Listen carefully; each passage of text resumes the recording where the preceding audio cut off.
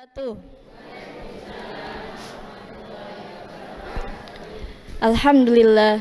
Assalatu wassalamu ala rasulillah Sayyidina Muhammad ibni Abdillah wa ala alihi wa sahbihi wa mawala.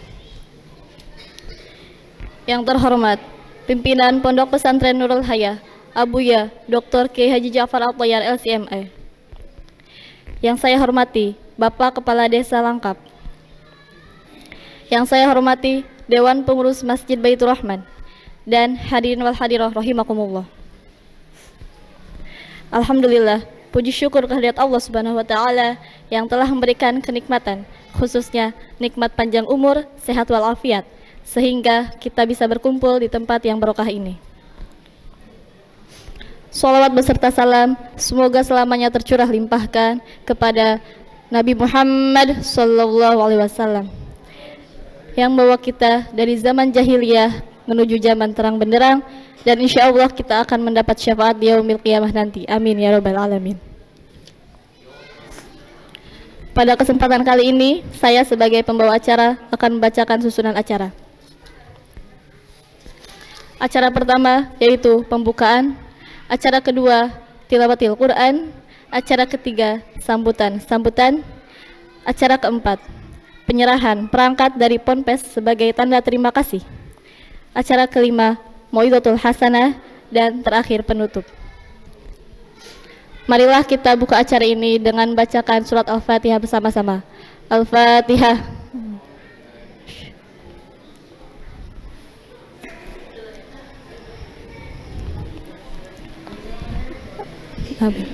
Acara selanjutnya yaitu tilawatil Quran yang akan dibacakan oleh saudari Yesi Alfariza.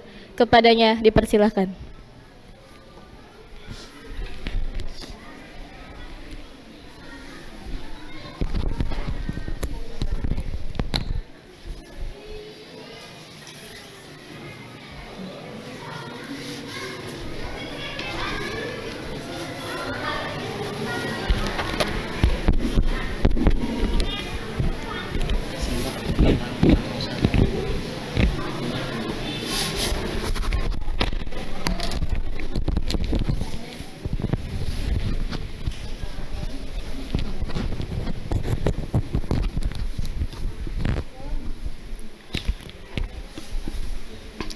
Assalamualaikum warahmatullahi wabarakatuh.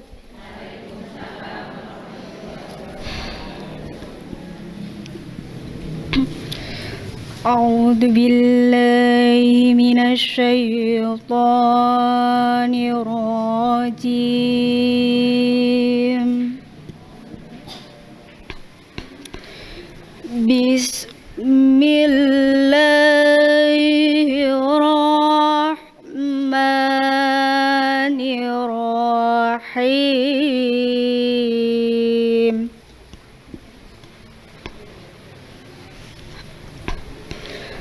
Wala yahsabanna alladhina kafaru sabaqu.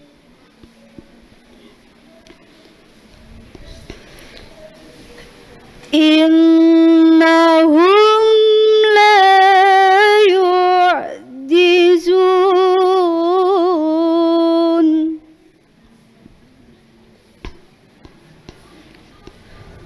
Wa a'iddu lahum mastata'tum min quwwatin wa min ribatil khail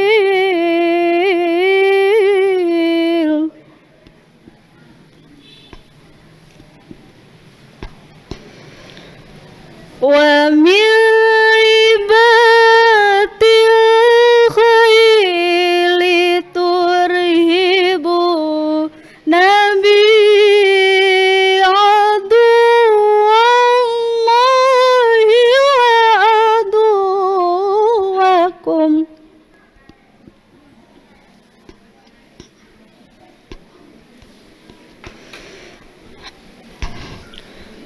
Tur tarhibun nabi aduwallahi wa aduwakum wa akharina min dunihim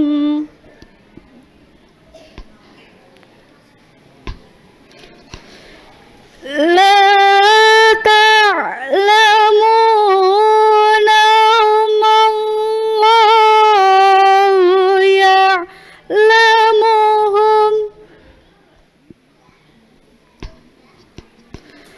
wa ma tunfiqu min syai'in fi sabilillahi yuwaffa ilaikum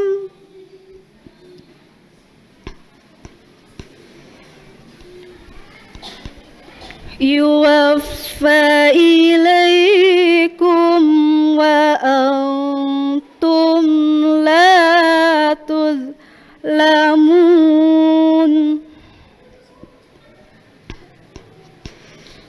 wa in janahu lis-salmi fajnah laha wa tawakkal 'ala Allah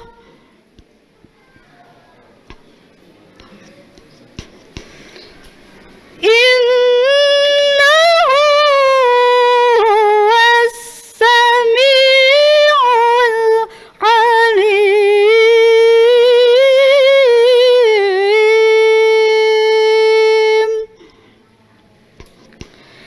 Sadaqallahul azim. Salatullah salamullah ala taha rasulillah salatullah salamullah ala yasin habibillah. Wassalamualaikum warahmatullahi wabarakatuh.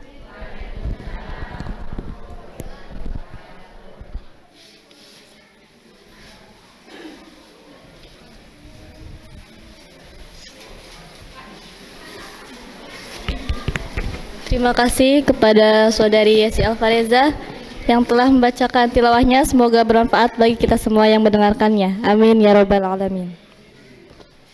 Acara selanjutnya yaitu sambutan-sambutan. Sambutan yang pertama dari perwakilan anak PPM Saudari Anissa Azahro. Kepadanya dipersilahkan.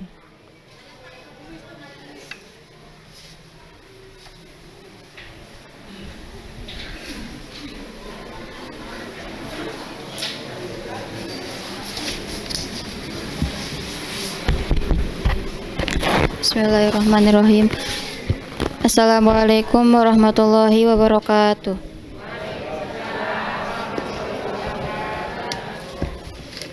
Bismillahirrahmanirrahim. Alhamdulillahirabbil alamin wa bihi nasta'in wa ala umri dunya waddin wassalatu wassalamu ala asrofil anbiya'i wal mursalin wa ala alihi washabbihi ajma'in amma ba'd. Yang terhormat pimpinan Pondok Pesantren Nurul Hayah Abuya Dr. Jafar Atoyar LCMA. Yang saya hormati Kepala Desa Langkap Bumi Ayu Brebes. Yang saya hormati Dewan Pengurus Masjid Baitur Rahman dan hadirin wal hadirat rahimakumullah. Pertama-tama marilah kita panjatkan puja dan puji syukur kehadirat Allah Subhanahu wa taala yang telah melimpahkan rahmat dan hidayahnya sehingga kita bisa berkumpul di tempat yang insya Allah dirahmati ini. Berdirinya saya di sini, saya mewakili peserta PPM Pondok Pesantren Nurul Hayah ingin mengucapkan terima kasih yang sebesar-besarnya kepada Bapak Ibu sekalian. Tentu semua kegiatan tidak akan bisa berjalan dengan lancar jika tidak ada kerjasama dari kita semua. Terima kasih kami ucapkan atas bimbingan termasuk bantuan yang telah diberikan kepada kami untuk menjalani kegiatan di sini. Serta tidak lupa kami ingin mengucapkan rasa syukur kami atas sambutan yang telah diberikan kepada kami ketika kami sampai di sini. Terima kasih atas penerimaan kami dengan baik. Tak lupa pula kami ucapkan mohon maaf kepada Bapak Ibu sekalian apabila ada perilaku dari kami yang kurang mengenakan dan kinerja kami yang kurang baik. Kami mohon maaf sebesar-besarnya.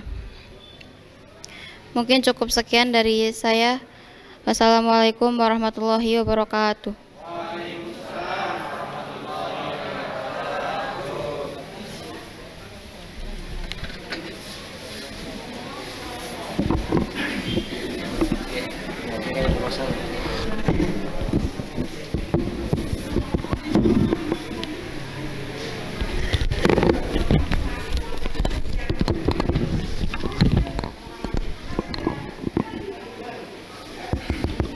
Terima kasih atas sambutannya.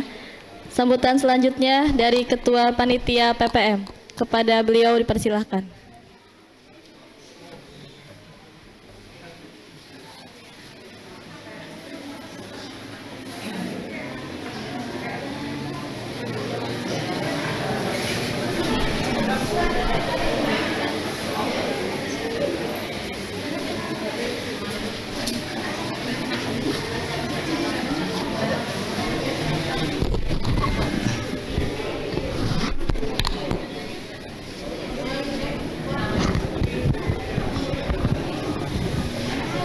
Bismillahirrahmanirrahim. Assalamualaikum warahmatullahi wabarakatuh.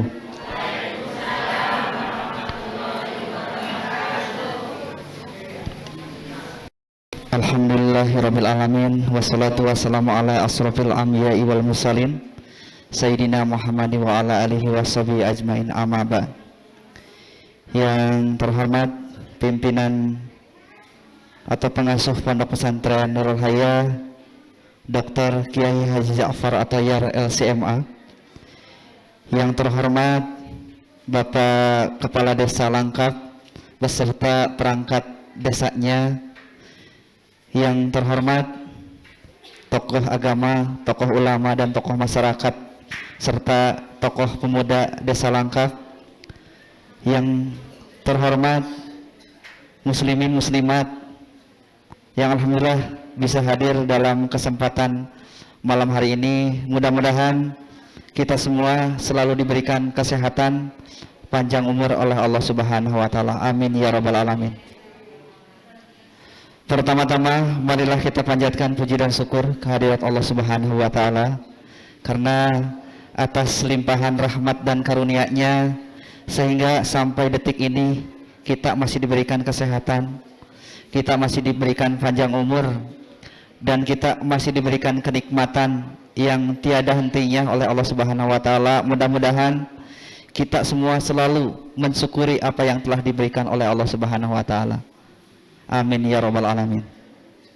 Salawat dan salam semoga tetap terlimpah curahkan kepada Nabi kita, Nabi Agung, Nabi Muhammad sallallahu alaihi wasallam, kepada keluarganya, kepada para sahabatnya, dan tidak lupa kepada kita selaku umatnya. Mudah-mudahan kita di yaumul akhir mendapatkan syafaat darinya. Amin ya rabbal alamin.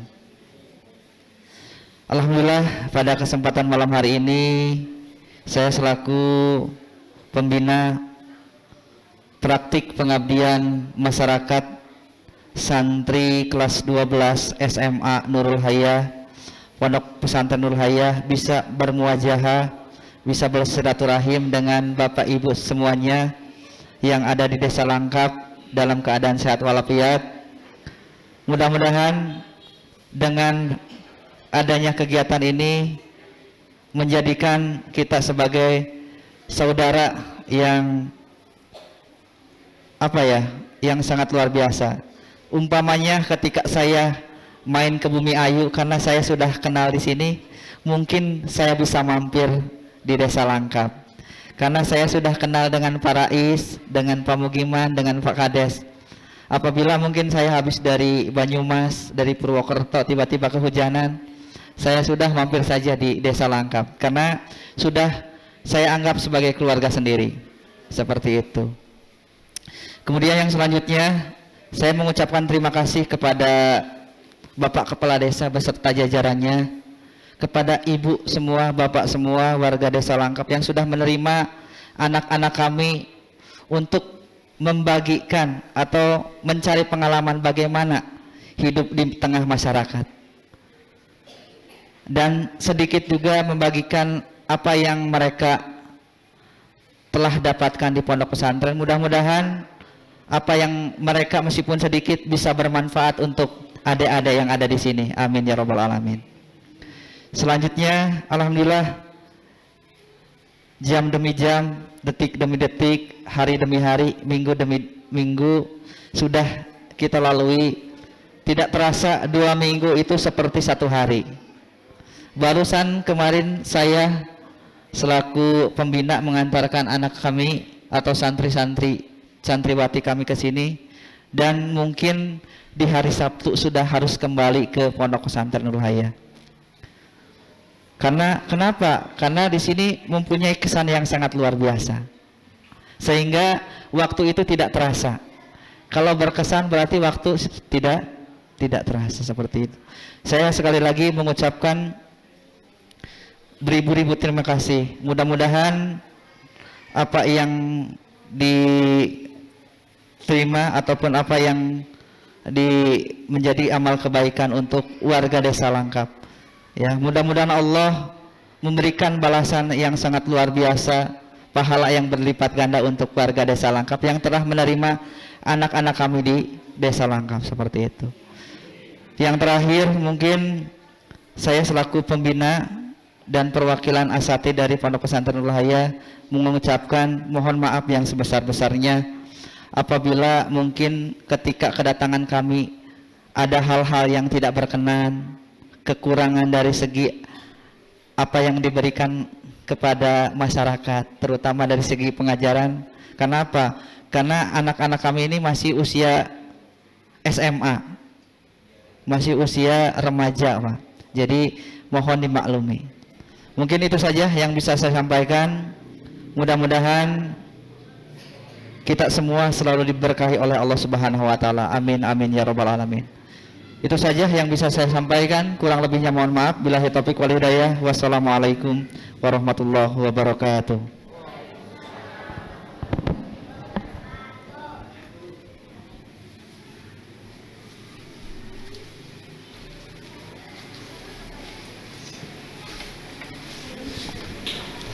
Sambutan selanjutnya yaitu Kepala Desa Langkap. Kepada beliau dipersilahkan.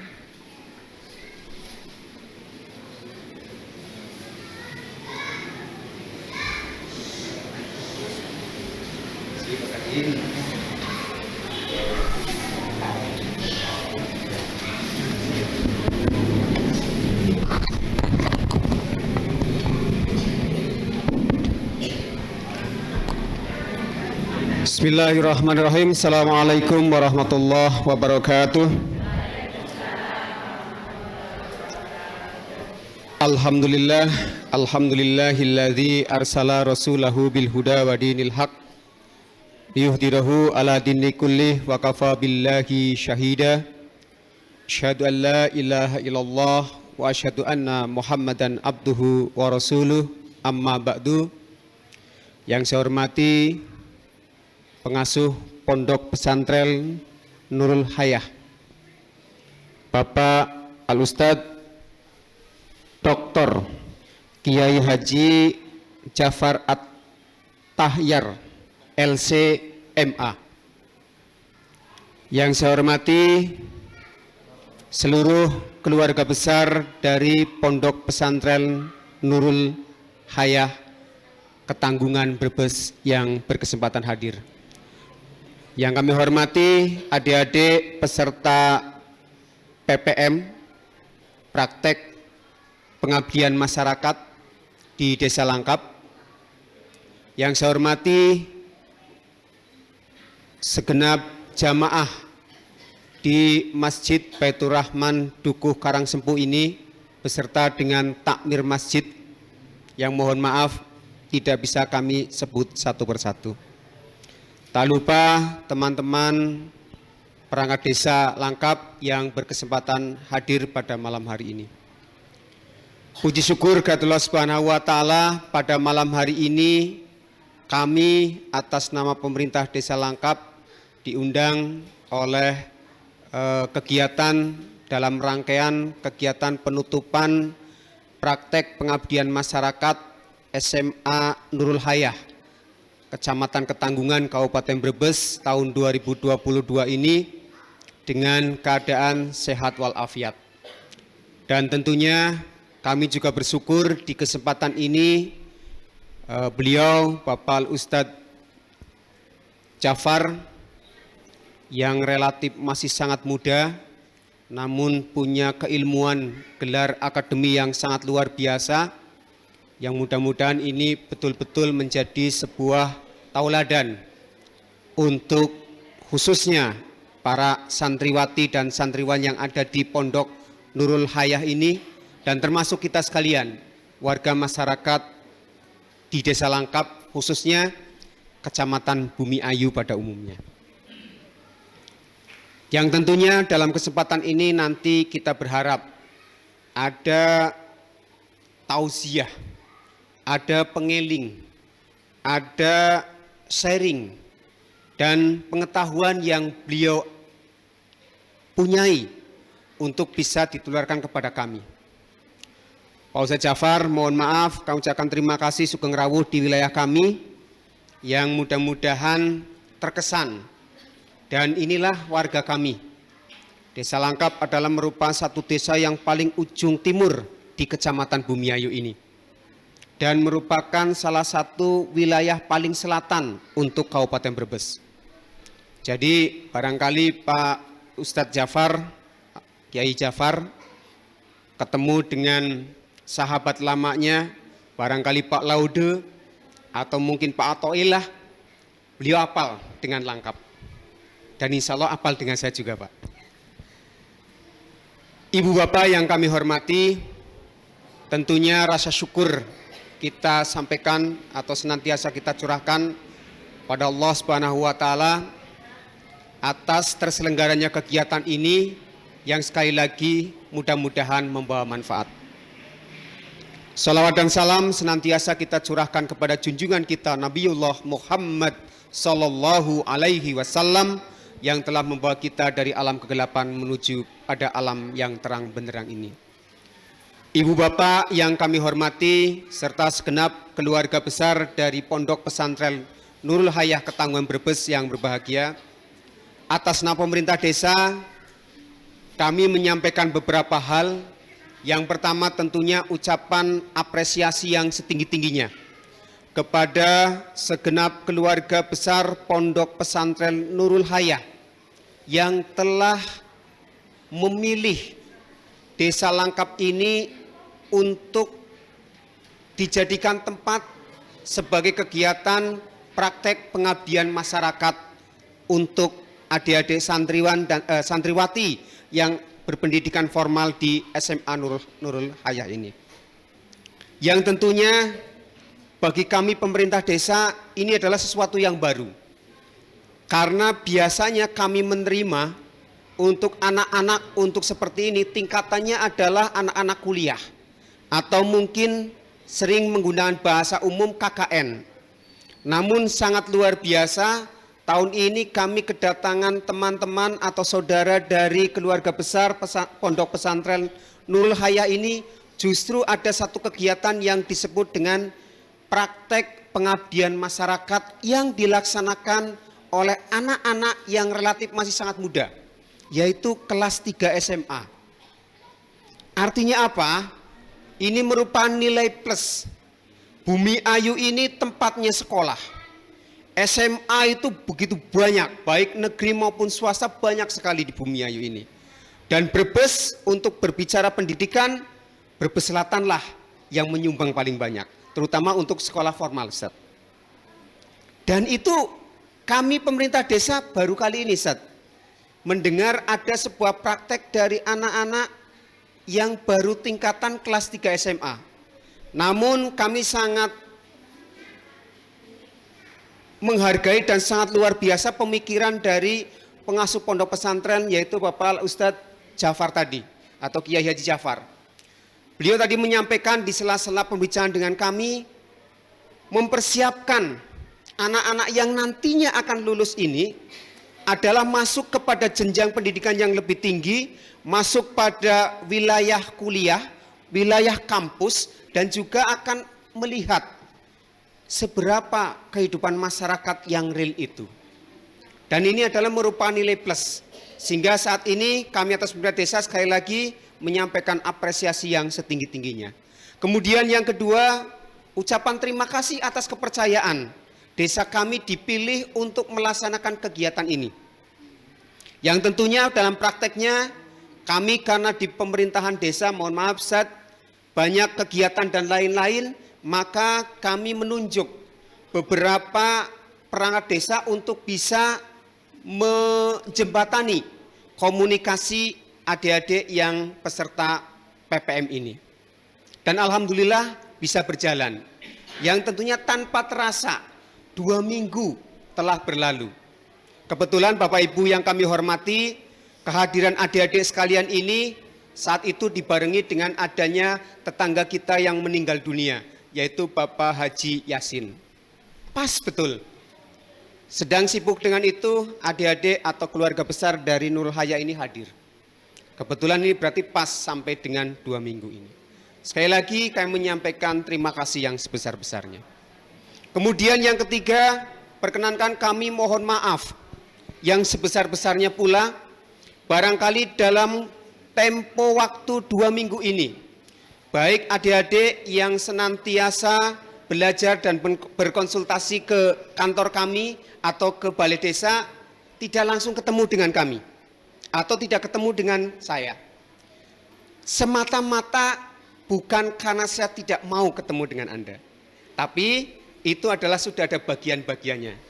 Sehingga jenengan lebih enak bisa ketemu dengan Bapak Rais, bisa konsultasi dengan Pak Mukiman, bisa konsultasi dengan Bu Sekdes, karena antum semua adalah perempuan, maka saya pilih silakan berkomunikasi dengan sesama perempuan. Jadi akan lebih luwes. Begitu ya adik-adik ya. Jangan sampai, Pak Lurah selama 2 minggu nggak pernah ketemu saya. Tidak ya adik ya. Ya. Tujuannya hanya itu.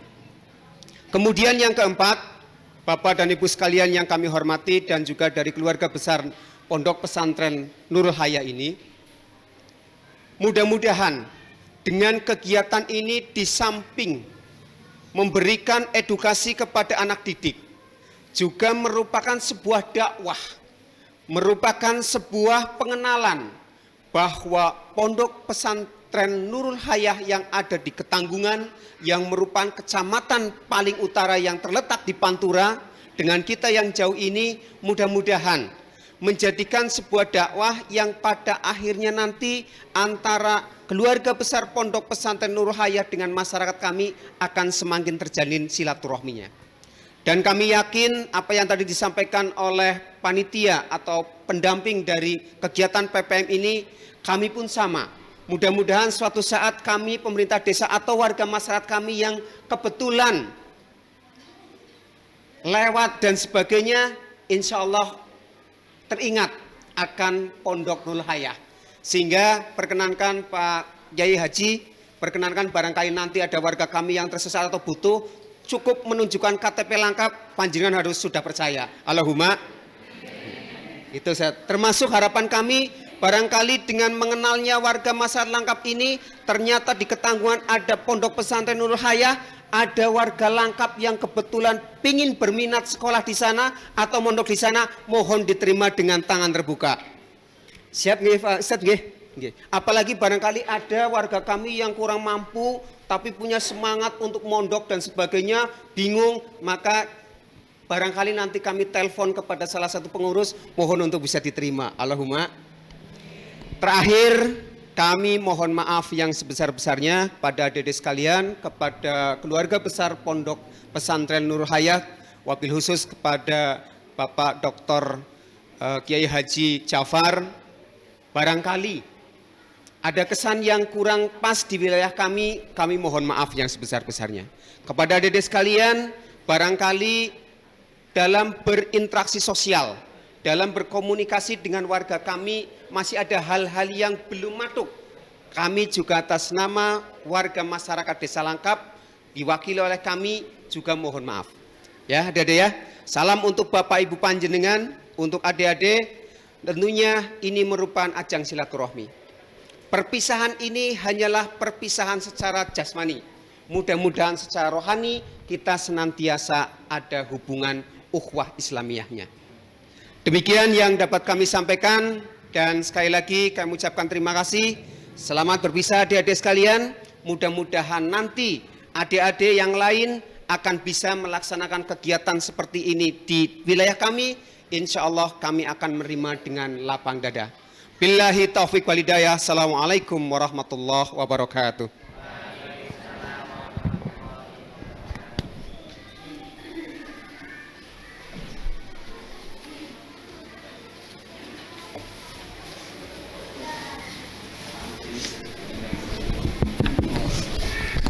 Sambutan selanjutnya yaitu dari pengasuh Pondok Pesantren Nurul Hayat, sekaligus penyerahan perangkat sebagai tanda terima kasih kepada Abuya Dr. Kiai Haji Jafar Atoya, dipersilakan.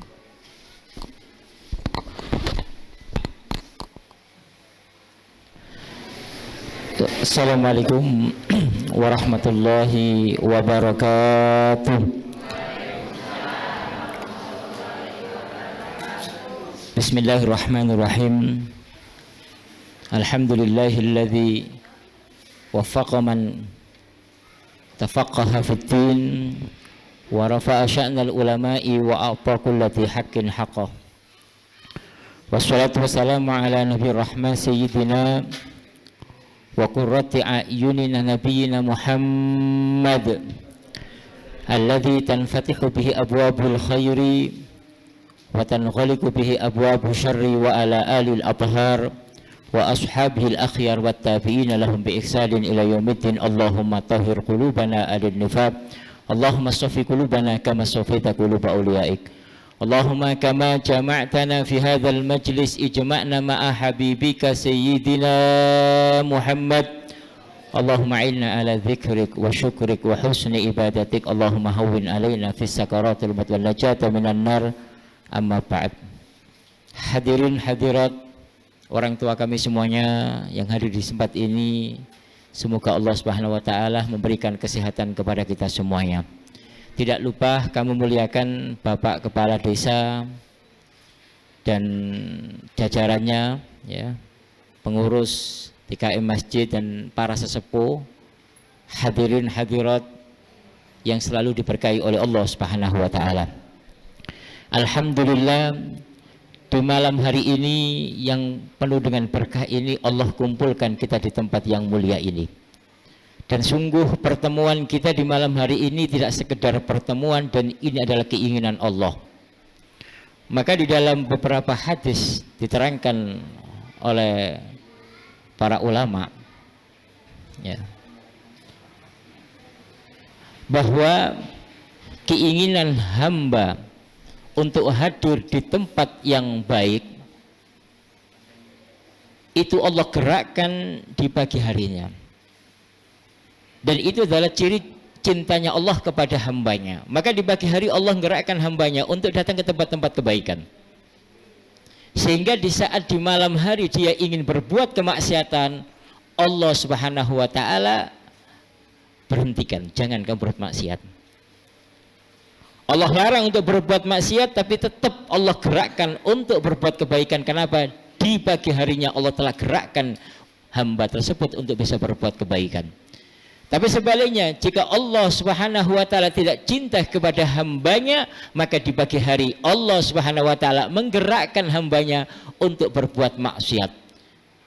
Oleh karena itu, hadirnya kita di malam hari ini bukti bahwa Allah itu cinta kepada kita semuanya. Oleh karena itu adalah nikmat yang terbesar yang diberikan oleh Allah kalau Allah cinta kepada kita. Kita mengaku cinta kepada Allah, tapi kalau Allah tidak cinta kepada kita, apa artinya? Yang terpenting bagaimana Allah cinta kepada kita sebagai hambanya, dan ini yang harus kita hadirkan di dalam kehidupan kita sehari-hari. Dan saya ucapkan terima kasih semuanya kepada para orang tua kami semuanya, khusus Bapak Kepala Desa, Bapak DKM dan semuanya yang telah membantu anak-anak kami ya untuk belajar bermasyarakat. Nah ini ya, belajar bermasyarakat karena mereka dari berbagai wilayah, ada dari Jakarta, ada dari Kerawang, dari berbagai wilayah mondok di pondok kami ingin mendapatkan ilmu. Ada ilmu yang penting yang harus mereka pelajari, yaitu ilmu bermasyarakat. Nah, oleh karena itu kewajiban mereka untuk mengikuti program ini, dan ini adalah syarat agar mereka bisa mengambil ijazah. Kalau tidak mengikuti program ini, maka mereka tidak akan bisa mengambil ijazah. Alhamdulillah, Allah berikan kemudahan semuanya, anak-anak kami diterima di sini dengan baik. Semoga apa yang mereka lakukan ini diterima oleh Allah Subhanahu wa taala. Mereka anak-anak kami ini ada di pondok pesantren Nurul Hayah yang ada di Ketanggungan. Nurul Hayah yang ada di Ketanggungan adalah salah satu pesantren dari 7 pesantren yang kami bangun. Dari 7 pesantren yang kami bangun, di antaranya ada di Ketanggungan. Baru kita bangun kurang lebih 3,5 tahun di yang ada di Ketanggungan, yang santrinya kurang lebih 600 sampai 600-an santrinya. Ya itu. Yang ada di Ketanggungan, ada di Kuningan, ada di Pontianak, ada di Indramayu, ada di beberapa tempat, dan besok saya peletakan batu pertama pembangunan pondok pesantren yang ada di Salem. Dan mudah-mudahan Allah Subhanahu wa taala memberikan keberkahan kepada kita semuanya. Hanya saja ya saya ingin sedikit kalau pondok pesantren yang ada di Ketanggungan ini ya memang berbeda dengan pondok-pondok yang ada dari sisi mungkin tempatnya.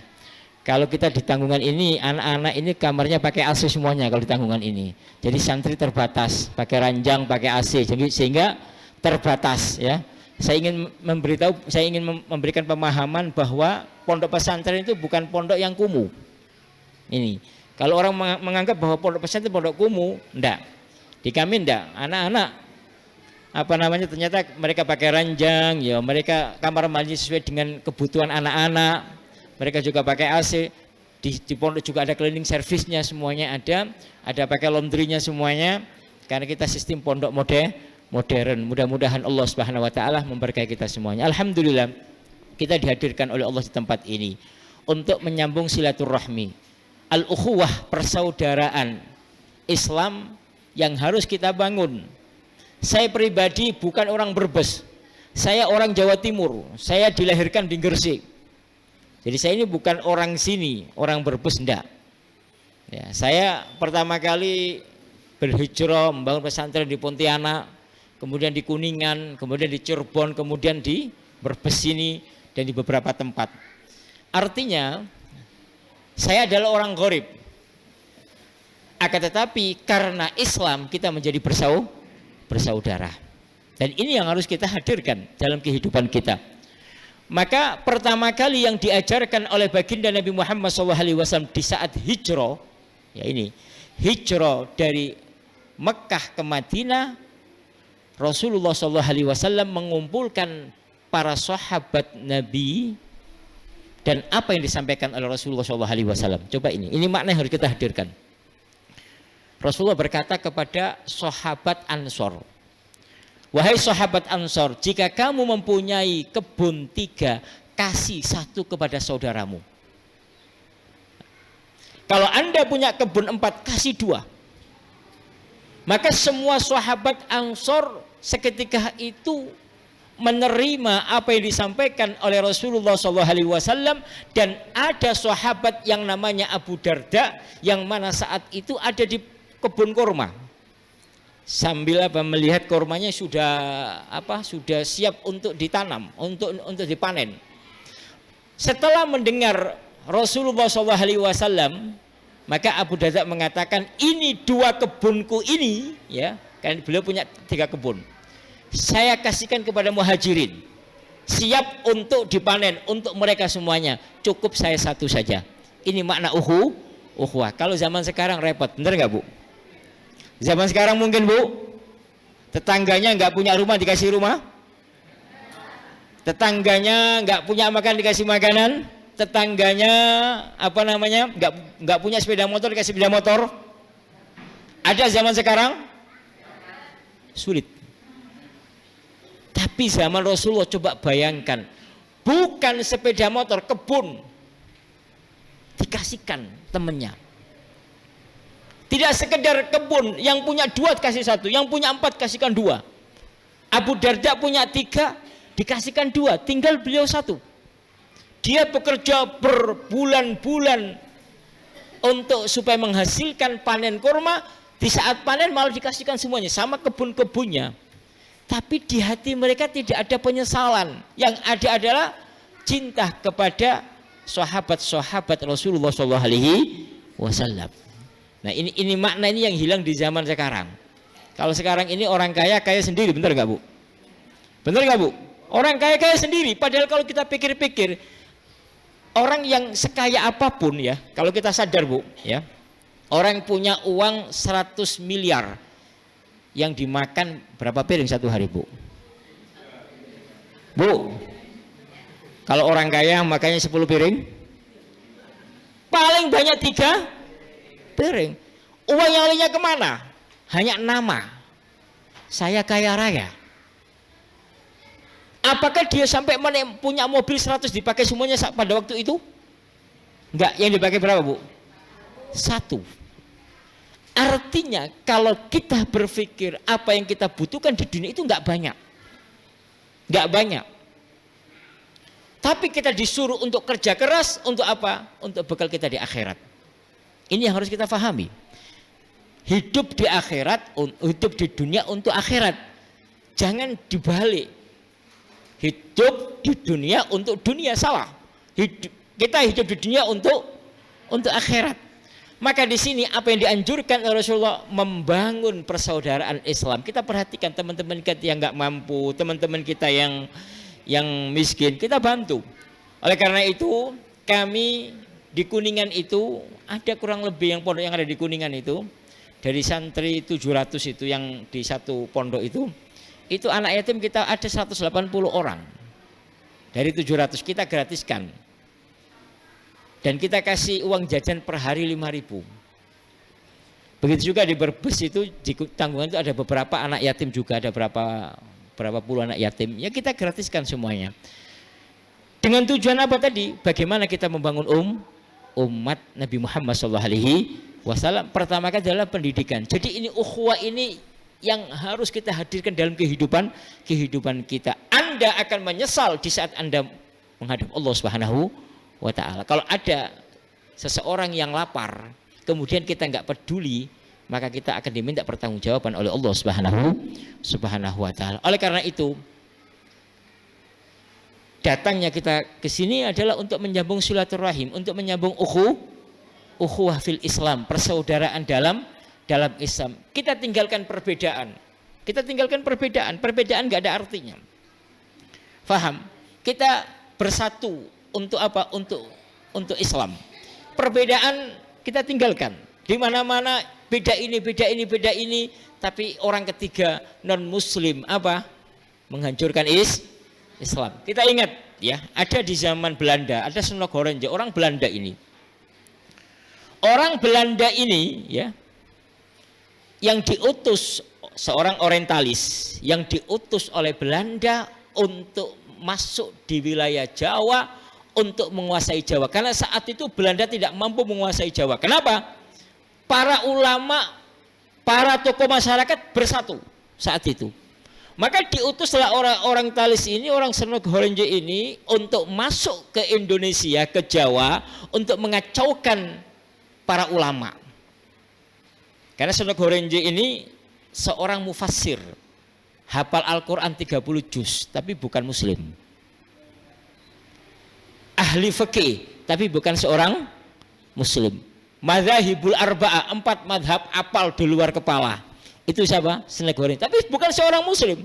Diutus oleh Belanda ke Indonesia untuk menghasut para ulama. Maka pertama kali yang dihasut saat itu apa? Masalah kunut. Masalah kunut. Dia bilang kepada kiai yang enggak kunut, nah itu loh yang enggak kunut itu ngomong ke kamu kayak gini. Dia ngomong yang kiai yang kunut, bilang itu yang enggak kunut bilang kayak gini. Dipecah. Padahal masalah khilafiyah. Dipecah akhirnya apa? Akhirnya para kiai saling apa? Saling bunuh-membunuh, saling jatuh menjatuhkan. Gara-gara siapa? Senok Horenje. Akhirnya dengan mudah Belanda menguasai tanah Jawa. Coba dengan cara perpecahan ini. Padahal ini adalah masalah khilafiyah. Di dalam madhab Syafi'i juga mengatakan tidak wajib dalam madhab Syafi'i madhab kita. Ya. Mengatakan adalah hukumnya sunnah. Nah, artinya apa? Artinya kita ini harus bersatu umat sebagai umat Islam. Kita tahu, Bu, orang yang paling cerdas di dunia ini siapa, Bu? Siapa, Bu? Orang yang paling banyak ibadah di dunia siapa? Iblis. Benar nggak? Yang paling banyak ibadahnya itu iblis. Tidak ada bumi kecuali dia menginjak dan beribadah di situ. Itu iblis. Maka dikatakan iblis itu kan cerdas. Kalau ada orang cerdas bilang apa kita, Bu? Kita punya nakal, kamu itu setan, kamu itu. Kenapa punya keter? Tapi cerdasnya itu untuk apa? Untuk nipu. Itu iblis. Makanya bagaimana manusia ini dihancurkan dengan cara apa? Iblis merusak tatanannya, otaknya digini, akalnya dirubah gini. Akhirnya sesama muslim bertengkar, sesama muslim saling menjatuhkan, dan mereka orang-orang kafir tertawa. Oleh karena itu pertama kali yang dibangun oleh Rasulullah di saat hijrah ke Madinah yaitu apa? Al-ukhuwah fil Islam, persaudaraan dalam Islam. Pernah terjadi di zaman Rasulullah, ya. Ini sebagai gambaran kita, pengalaman kita ini, ya. Wawasan yang harus kita miliki, ya, dalam bermuamalah. Apa itu? Apa kata Nabi Muhammad SAW? La yusalliyanna ahadukumul asra illa fi Bani Quraidah. Kata Nabi Muhammad, jangan salah satu di antara kamu sholat asar kecuali di Bani Quraidah. Rasul mengatakan seperti itu. Hanya para sahabat Nabi berangkat menuju Bani Quraidah. Nah, di tengah-tengah Bani Quraidah perjalanan ini mendekati waktu maghrib. Maka para sahabat Nabi berpecah. Ada yang memahami nas hadis, teks hadis. Rasulullah kan mengatakan janganlah kamu sholat asar kecuali di Bani Quraidah. Kalau begitu, ya kita nggak usah sholat. Asar sholatnya di Bani Quraidah, meskipun kita sampai di Bani Quraidah maghrib. Sudah kita sholat di Bani Quraidah aja nanti, meskipun maghrib. Beberapa sahabat Nabi berpendapat enggak seperti itu. Rasulullah SAW memerintahkan kita untuk sholat asar di Banu Quraidah kalau kita sampai di Banu Quraidah sebelum maghrib. Tapi kalau kita sampai di sana maghrib, ya kita sholat asar di jalan. Terjadi perdebatan di antara para sahabat Nabi Muhammad SAW. Ada yang sholat asar di jalan, ada yang enggak sholat asar, sholat di Banu Quraidah. Akhirnya sampai waktu maghrib di Banu Quraidah, para sahabat Nabi mengadu kepada Rasulullah SAW. Ya Rasulullah, ini sahabatmu berbeda pendapat tentang apa yang kau sampaikan. Engkau menyampaikan la yusalliyanna ahadukumul asra illa fi Bani Quraidah. Janganlah salah satu di antara kamu sholat asar di Banu Quraidah Sementara kita sampai di Banu Quraidah maghrib. Sebagian sahabat sholat di tengah jalan, sholat asarnya. Sebagian sahabat sholat asarnya belum sholat ya Rasulullah. Apa kata Nabi Muhammad? Apakah Rasulullah mengatakan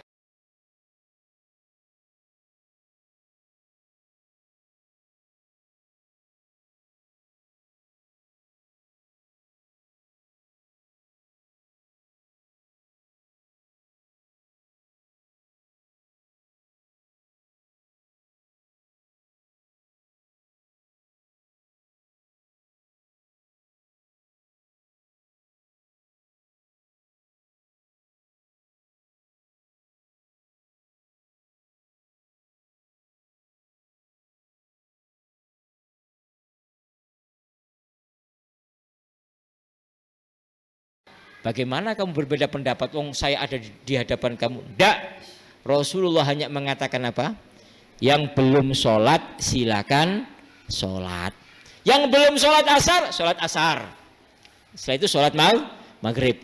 Yang sudah sholat asar cukup sholat maghrib saja. Selesai. Rasulullah tidak menyalahkan fulan, menyalahkan kelompok ini. Semuanya diakui oleh baginda Nabi Muhammad SAW. Kenapa? Karena Rasulullah ingin mempersatukan al-ukhuwah fil Islam, persaudaraan di dalam Islam. Apalagi kita ini kan satu kalimat la ilaha illallah Muhammadur Rasulullah. Ini yang perlu kita bangun. Jangan sampai kita dipecah oleh orang-orang non-Islam melalui orang-orang orientalis. Mereka menghancurkan umat Islam dengan pemikiran-pemikiran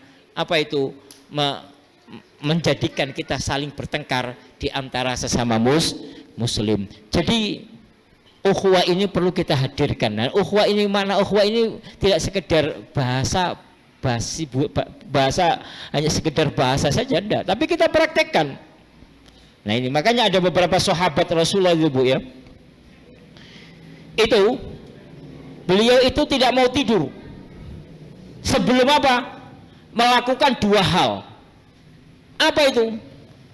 Meminta maaf kepada orang yang dia sakiti. Yang kedua, memberikan maaf kepada orang-orang yang menyakitinya. Baru tidur. Ada beberapa sahabat seperti itu. Makanya kata Rasulullah SAW, ini sahabat ahli surga. Rasulullah mengatakan sampai 3 kali. Apa amalannya? Yaitu amalannya sebelum tidur diingat-ingat, saya ini punya maaf sama siapa ya? Oh, punya fulan, salah sama fulan, baru datang minta maaf. Kemudian apa? Ada fulan yang menyakiti saya maafkan, baru bisa tidur. Ini sebab dia menjadi ahli surga. Maka perlu, ahli surga itu cirinya riqatul qalb, hatinya lembut, Bu, bukan keras. Itu ahli surga. Ya, ahli surga itu penuh dengan cinta dan kasih sayang. Ahli surga itu adalah penuh dengan kepedulian kepada yang lain, punya jiwa sosial yang tinggi. Itu ahli surga. Bukan hidup sendiri, yang lain mau mati, mau makan, itu urusan dia. Yang penting saya kenyang. Ini bukan tipe ahli surga, tapi tipe ahli neraka. Oleh karena itu ini penting ya, yang harus kita hadirkan. Saya tidak mau panjang lebar ya pada kesempatan kali ini, tapi saya menengahkan tadi saya tekankan al-ukhuwah fil Islam, persaudaraan di dalam Islam. Ini penting. Anda jangan melihat siapa fulan, golongan apa dia, jamaah apa dia adalah jamaah la ilaha illallah Muhammadur Rasulullah. Sudah, itu adalah saudara kami, keluarga kami. Itu yang dilihat oleh baginda Nabi Muhammad SAW. Saya itu heran, sesama muslim kadang nggak mau tegur sapa, mengucapkan salam aja nggak mau. Banyak nggak, Bu? Banyak nggak, Bu? Mau masuk surga gimana? Padahal Rasulullah mengatakan mamil muslimaini yaltaqiyani wa yatasofahani illa qad ghafarallahu qabla ayyaftariqa. Apa kata Muhammad? Tidak ada dua muslim yang bertemu kemudian dia bersalaman kecuali Allah ampuni dosa-dosanya sebelum dia berpisah. Ini sabda Rasulullah enggak? Sabda Rasulullah. Rawahu muttafaqun alaih, dalam riwayat hadis Bukhari Muslim. Ini sabda Rasulullah mengatakan seperti, tapi karena apa tadi? Karena enggak sepaham. Oh, ini kan bukan golongan saya, ini bukan golongan saya, enggak mau tegur siapa. Sampai meninggalkan sunnah Nabi Muhammad SAW. Maka di dalam hadis Rasulullah ada orang, ya, 2 orang Muslim yang saling bertengkar, maka sholatnya tidak diterima oleh Allah Subhanahu Wa Taala. Ingat, ibu beribadah sampai 40 tahun pun, tapi kalau bertengkar sama Muslim saudara, maka kata Nabi Muhammad apa? Tidak akan diampuni dosa-dosanya oleh Allah Subhanahu Wa Taala. Dan apa? Dan pahala sholatnya tidak akan diterima oleh Allah Subhanahu Wa Taala. Tidak naik ke langit. Bahkan kan di atas kepala saja nggak sampai, kata Nabi Muhammad SAW. Ini makna penting, ini harus kita hadirkan. Banyak kita ini apa? Hanya ibadah, tapi tidak memperhatikan apa? Al-ukhuwah fil Islam, persaudaraan dalam Islam. Sehingga yang penting saya ibadah, yang penting banyak sholat, yang penting saya banyak zakat, yang penting saya banyak sodakonya, tapi persaudaraan Islam tidak diperhatikan. Tadi saya katakan ada 2 orang Muslim yang bertengkar, akhirnya apa? Allah masukkan ke dalam neraka, sholatnya tidak diterima oleh Allah Subhanahu Wa Taala. Terakhir saya tutup, ada seorang perempuan. Ingat, seorang perempuan ini ahli ibadah, riwayat Muslim. Di pagi harinya Masya Allah, malamnya sholat tahajud, banyak sodakonya, banyak puasanya. Di saat menghadap Allah, ini orang dimasukkan ke dalam neraka. Riwayat Muslim ini, ya. Maka sang perempuan ini berkata, ya Allah, kenapa kau masukkan aku ke dalam neraka? Padahal aku di dunia ahli ibadah, padahal aku di dunia ahli sholat, padahal aku di dunia ahli sodako, di dunia banyak puasa, tapi kenapa kau masukkan aku ke dalam nerakamu ya Allah? Apa jawaban Allah? Memang benar, kamu ahli ibadah, benar. Bangun malam, benar. Banyak sodako, benar. Kebaikan apapun kamu berbuat, benar. Tapi ingat, berapa banyak orang yang kamu sakiti, berapa banyak orang yang tersinggung karenamu, berapa banyak orang yang tersakiti karena lisanmu. Akhirnya apa? Pahala sholatmu saya kasihkan kepada fulan, pahala zakatmu saya kasihkan kepada fulan, pahala sholat tahajudmu saya kasihkan kepada fulan. Akhirnya habis, ternyata masih banyak lagi orang-orang yang tersakiti karenamu. Maka dosa-dosa mereka aku pindahkan kepadamu, sehingga kamu tidak mendapatkan apa-apa kecuali dosa, dan sekarang kamu berhak masuk ke dalam neraka Allah Subhanahu Wa Taala. Ini hadis diriwayatkan oleh Imam Muslim. Artinya apa? Anda jangan hanya peduli dengan sholat saja, dengan ibadah saja, tapi muamalah dengan manusia itu penting. Hablum minan nas, hubungan dengan manusia itu penting. Kalau urusan dengan Allah itu dibangun dengan kemudahan, tapi kalau urusan dengan manusia, ingat, sulit. Berapa banyak amal ibadah yang tidak diterima oleh Allah gara-gara jelek urusan manusia. Oleh karena itu, al-ukhuwah fil Islam, jangan sampai perbedaan furu', perbedaan di dalam khilafiyah dalam Islam ini menjadikan kita tidak tegur sapa. Padahal apa? Semuanya Muslim, sholat 5 waktu, puasa bersama. Nah ini harus kita perhatikan, Bu, ya. Jadi kita ini ingin selamat di dunia dan di akhirat. Ini tujuan hidup kita kan seperti itu, yaitu husnul khotimah. Nah, husnul khotimah ini bukan hanya hablum minallah, hubungan dengan Allah saja. Kebanyakan orang itu masuk neraka apa? Hablum minallah ini jelek. Karena itu urusan hawa nafsu itu repot. Ada beberapa ulama mengatakan kebanyakan orang masuk neraka itu apa? Karena kedengkian. Bu, ibu tahu yang namanya Abu Jahal? Tahu Abu Jahal enggak?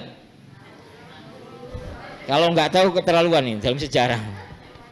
Yang rumahnya, kalau yang umroh itu rumahnya yang agak ate itu dengan tempat sa'i itu ya, tempat sa'i itu rumahnya Abu Jahal itu, daerah sana itu. Abu Jahal itu Bu banyak hafal Al-Quran. Kalau dikatakan Abu Jahal nggak cerdas salah. Abu Jahal itu banyak hafal Al-Quran. Ayat-ayat Al-Quran itu banyak hafal Abu Jahal itu. Kalau Abu Jahal pergi ya, maka ngutus orang untuk mendengar apa yang disampaikan oleh Nabi Muhammad. Itu ngutus orang. Tapi permasalahannya hadirnya Abu Jahal di majlis Rasulullah bukan untuk mengambil manfaat, tapi ingin menjatuhkan baginda Nabi Muhammad SAW. Itu bedanya. Satu ketika ada Uqbah ya, Uqbah ini jalan berdua sama Abu Jahal. Lalu Uqbah berkata, wahai Abu Jahal, saya ingin bicara sama kamu, tapi kamu jawab dengan jujur. Kamu percaya nggak kenabian Muhammad? Kata Abu Jahal, ada orang nggak? Nggak ada orang katanya. Kita hanya berdua. Kata Uqbah, wahai Uqbah, kalau aku jawab dengan jujur, saya percaya kenabian Muhammad itu. Siapa yang nggak percaya kalau Muhammad itu nabi? Tapi kenapa kamu nggak beriman?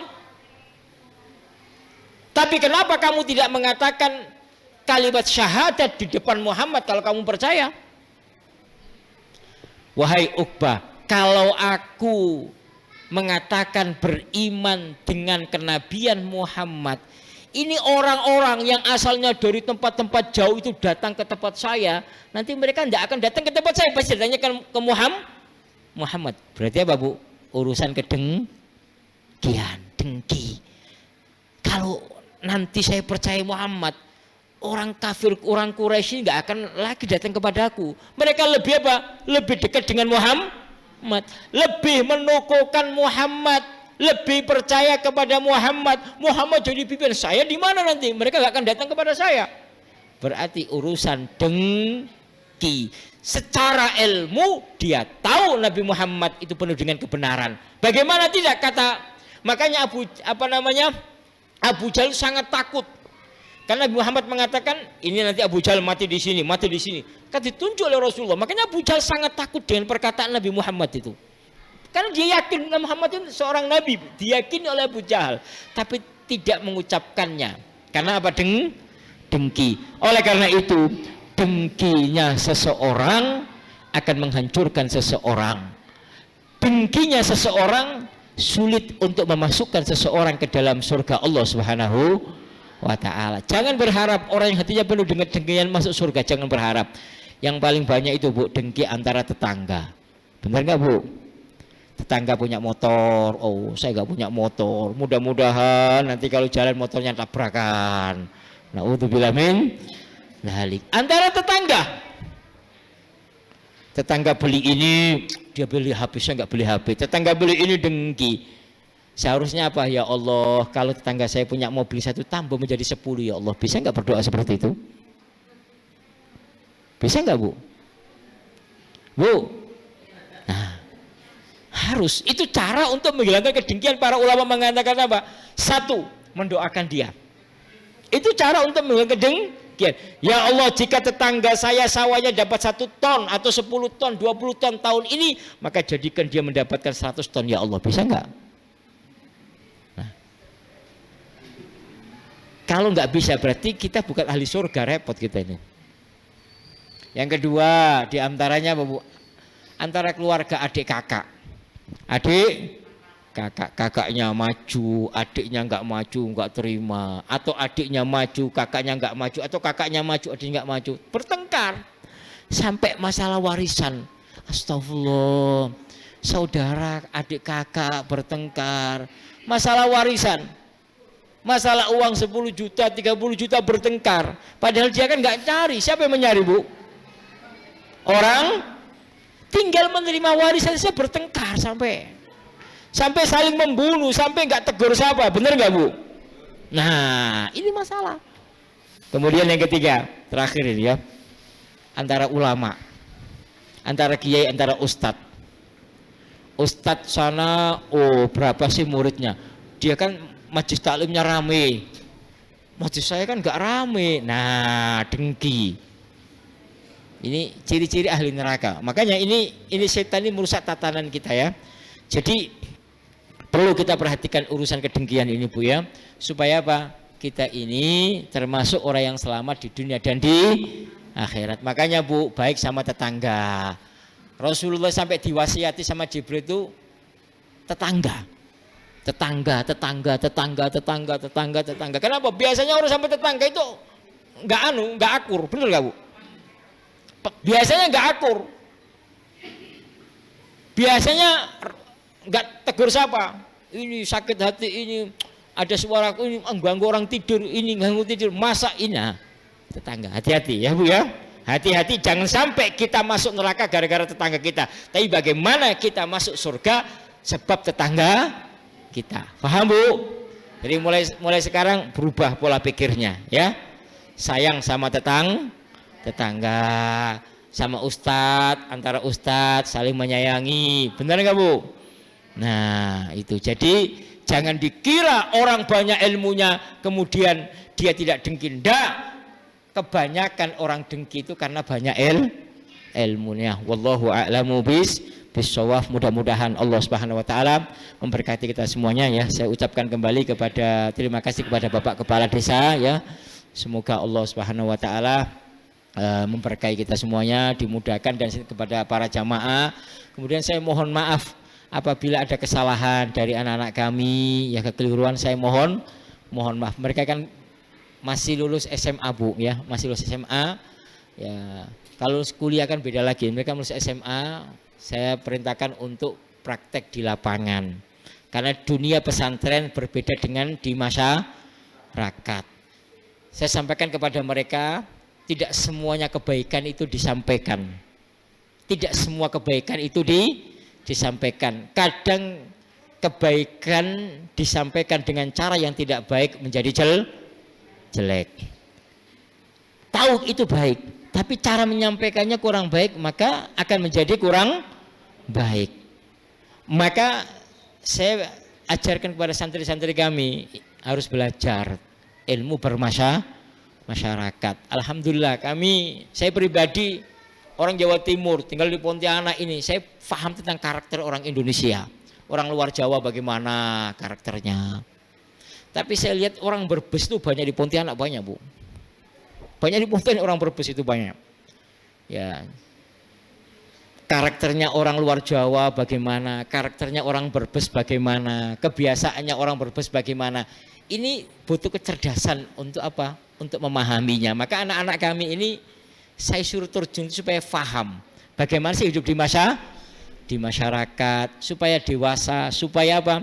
Supaya memahami kehidupan yang ada di masyarakat, sehingga nanti dia menjadi orang-orang yang bermanfaat. Khairukum anfa'ukum linnas wallahul muwaffiq. Assalamualaikum warahmatullahi wabarakatuh.